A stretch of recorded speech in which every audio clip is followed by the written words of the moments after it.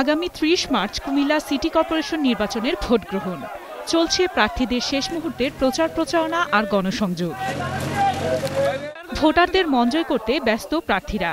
নগরীর অলিতে গলিতে নেতাকর্মীদের সাথে নিয়ে ঘুরছেন ভোটারদের দাঁড়ে দাঁড়ে। সরকার দলের মনোনীত মেয়র প্রার্থী নির্বাচনী আচরণবিধি মানছেন না, এমনি অভিযোগ বিএনপি প্রার্থীর।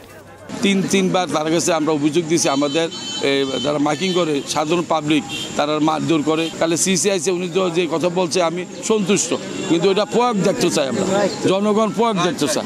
অপরদিকে আওয়ামী লীগ প্রার্থী এসব অভিযোগ মিথ্যা বলে দাবি করে বলেন, আচরণবিধি মেনেই চলছে প্রচারণা।